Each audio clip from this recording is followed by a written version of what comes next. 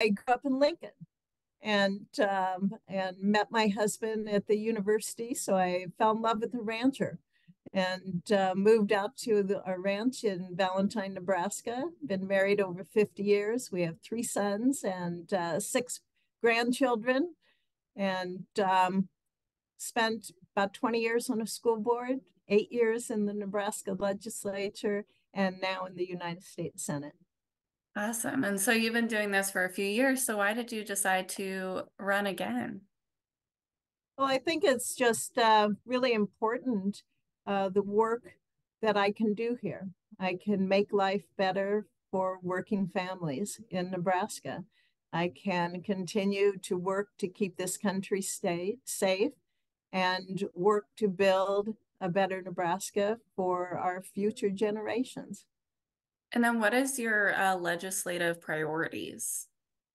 Oh goodness, I have a number of priorities. First of all, of course, would be keeping our country safe. I'm on the Armed Services Committee, and being able to provide for our military men and women, to give them the resources that they need so that they can meet the threats that this country faces. Everyone understands the troubled world that we live in. We have adversaries like China and Russia, and to be able to provide for our national security is my number one priority. It's my number one duty under the Constitution. Secondly, I believe in building Nebraska.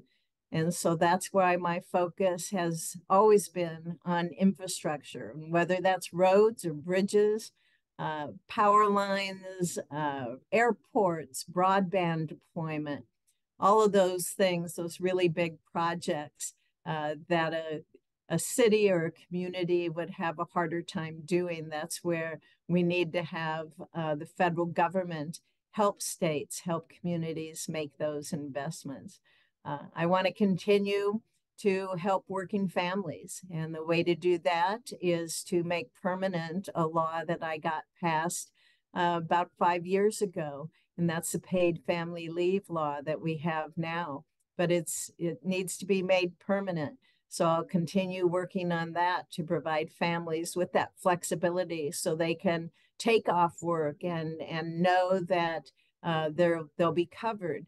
We really are focusing on hourly workers for that, and to help small businesses get a tax credit so that they can take their child to a doctor or check up on a parent. I'm looking at continuing to help farmers and ranchers.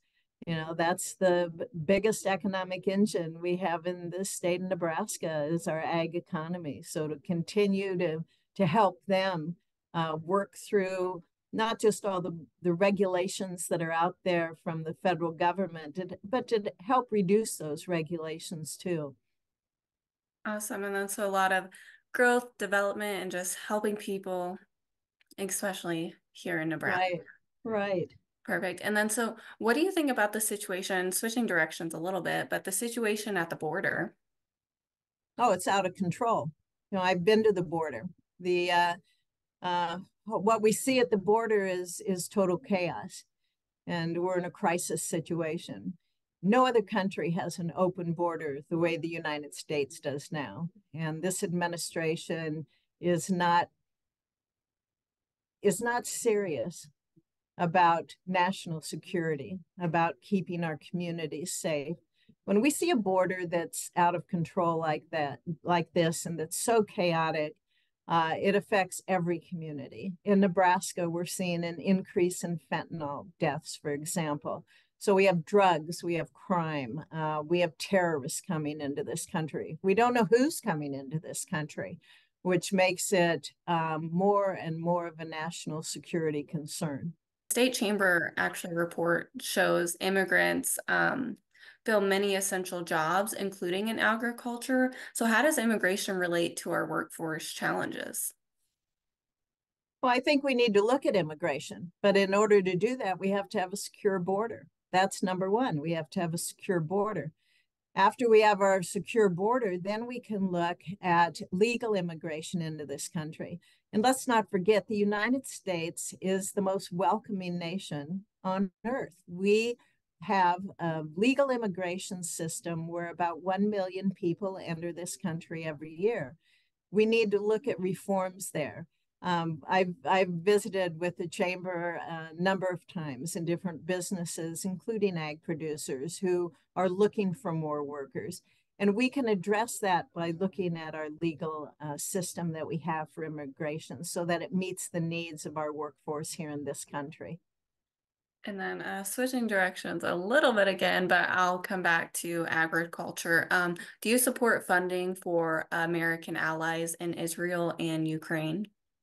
I definitely do. I think when we saw on October 7th, the terrorist group Hamas go into Israel and kill about 1,200 people, that is a terrorist attack. All of us know that. All of us should be supportive of Israel. And let's not forget, we had Americans die on that day as well. There are Americans that are still being held as hostages by Hamas. And that needs to be remembered. And we need to talk about that and work to get our citizens back home.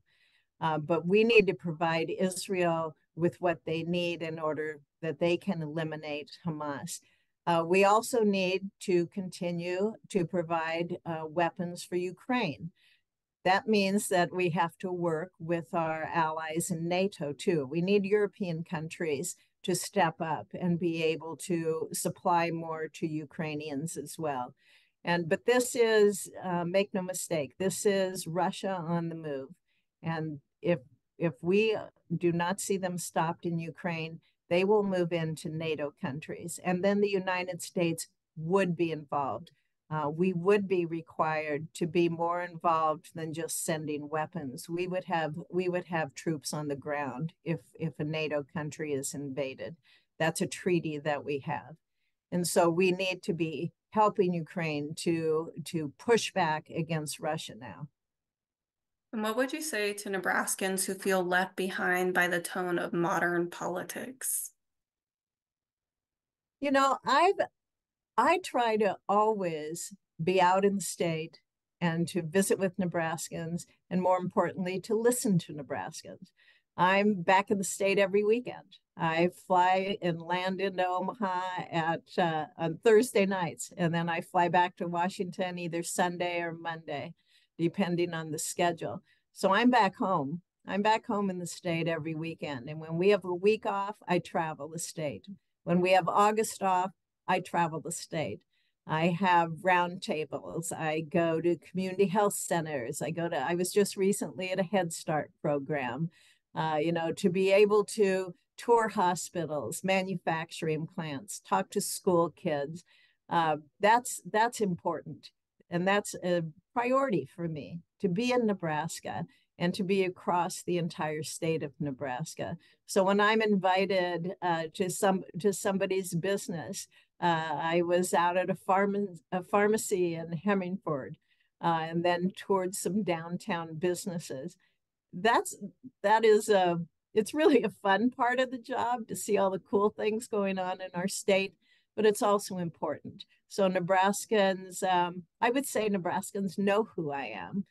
They feel comfortable with me. They know I'm in their communities, I'm in their schools and their libraries and their businesses. And so they're comfortable with me, and they can talk to me. And they know that I respect them.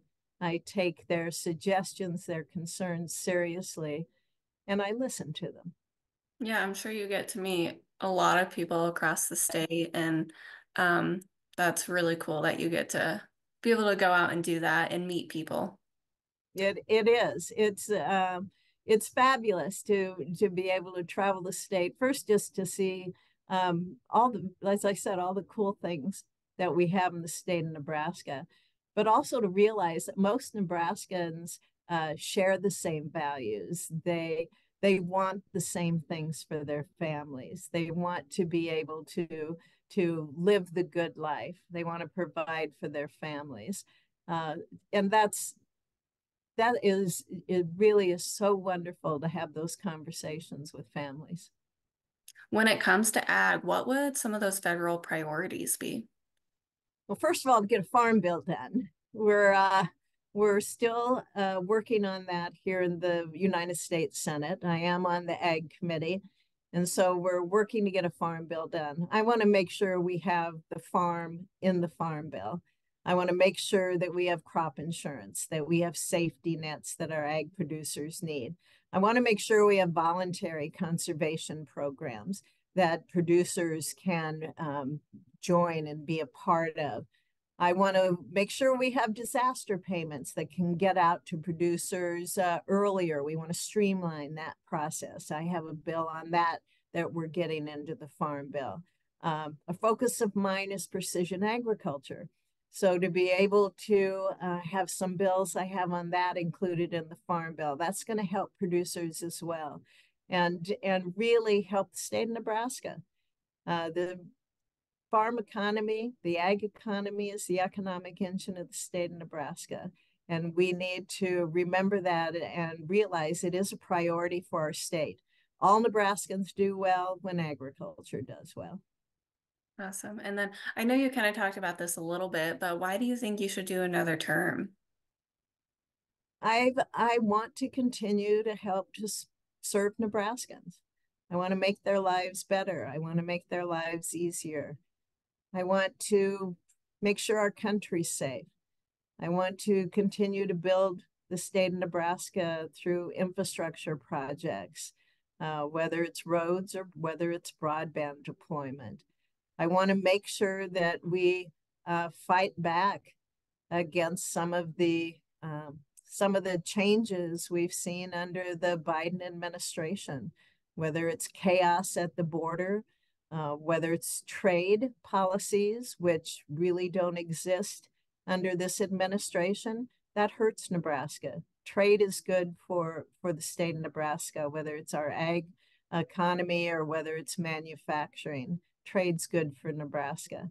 I want to make sure that we continue to offer opportunities to our kids so that they have good lives in the future, so that they can take advantage of those opportunities. And I want them to be able to stay in the state of Nebraska and build their lives in the state of Nebraska.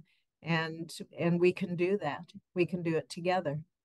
And being able to, I was just at a groundbreaking on the University of Nebraska campus, and it was for an ARS center, of agricultural research center there. And I was able to get $25 million to the university to help build that. The state of Nebraska, the legislature, has also designated funds for that center. And that's the focus of that is going to be on precision agriculture and doing research on that. So to have opportunities like that, whether connected to our university or connected to businesses, whatever, that's how we keep our young people in this state, by having opportunities that are where they can develop technology, where they can do research and things that I can't even imagine.